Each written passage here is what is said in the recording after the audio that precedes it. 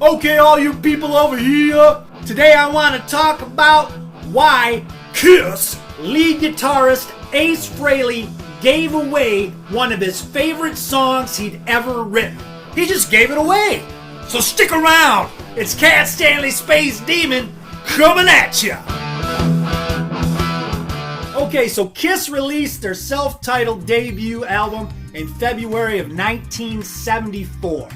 KISS lead guitarist Ace Frehley had one composition on the album, which would be sung by Gene Simmons, a song titled Cold Gin. Now, KISS were out on the road supporting that record, building up an audience with their spectacular stage show, but on the flip side of things, that record didn't do well commercially. Sales were lackluster, so the band didn't waste any time to get back in the studio. In fact, they headed out to Los Angeles to start work on their follow-up album, Hotter Than Hell, which would be released just 10 and a half months later in October of that same year. Now, Ace would receive writing credit on 3 tracks from that album, and here's some things he had to say about his contributions to that record back in interviews done in 2003 and in his memoir, No Regrets, which was released in 2011.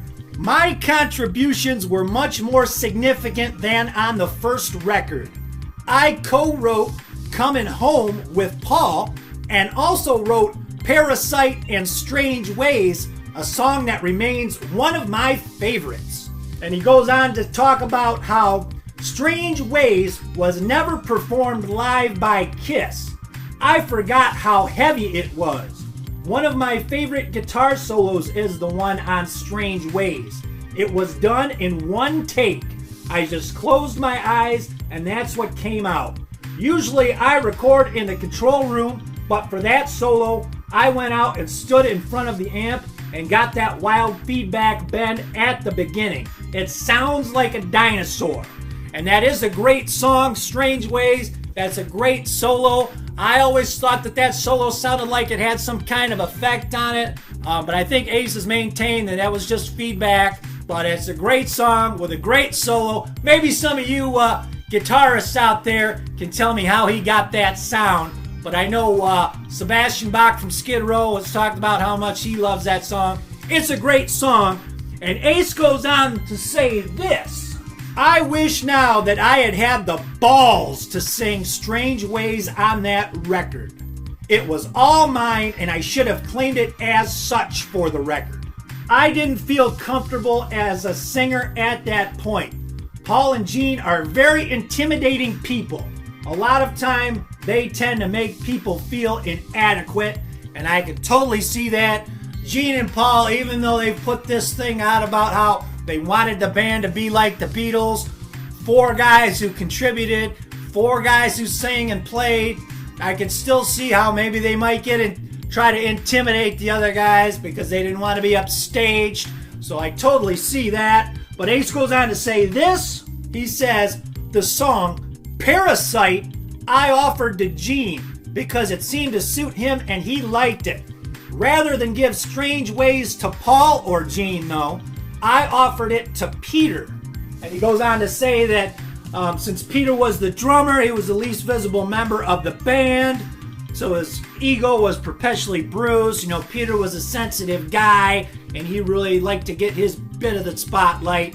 Ace thought that giving him a vocal would make him feel a little less threatened, make him boost his ego a bit, and he says, besides, I liked Peter's voice and thought it was right for the song. Peter Criss had this to say about the song Strange Ways. He says, Ace wrote it and I sang it. It was really different for me, really heavy and new. I'd never sung anything like it. It wasn't exactly R&B. It was a great challenge to me and I loved it. So Ace gave away Strange Ways, one of his favorite KISS songs, a song they never even performed live. He just didn't have the balls to sing at that point. He didn't know he could sing. He didn't know he was a good singer. Of course, Ace would go on to write the song Getaway on the follow-up, Dress to Kill. He'd give that one to Peter as well. I still maintain that that song's about Ace's disenfranchisement in the band Kiss and how he was thinking about getting away from the band and maybe leaving the band at that point because they hadn't quite yet made it. But that's a discussion for another day. A lot of people probably disagree with me on that one. Of course, then Ace started getting into substance abuse issues. His drinking became a problem. His writing contributions were a little less significant. On Destroyer, he only had one co-write credit on a song, Flamin' Youth. And then Rock and Roll Over, he didn't really have much songwriting contribution on that one. And it wouldn't be until Shock Me off of Love Gun where Ace would make his lead vocal debut, sing lead on that one. Of course, the rest is history. He would go on to record his solo album, which he sang on every track. But that's the story about how Ace gave away one of his favorite Kiss songs because he didn't have the balls to sing it himself. So that's the video. Let me know what you guys think. I think it kind of worked out for the best. Peter sounds great on Strange Ways. Gene sounds great on Parasite and Cold Gin. And I think it played out the way it was supposed to play out. Rock and Roll Destiny fulfilled itself the way it was supposed to happen with Kiss. So tell me what you guys think about everything today. Maybe you feel a little different. Always love to hear everybody's opinion because it makes things more interesting. If you agreed with me on everything and kissed my ass, it would just be boring. I don't want anybody kissing my ass unless I tell you to kiss my ass. So that's the video, and we'll see you next time. Who's here?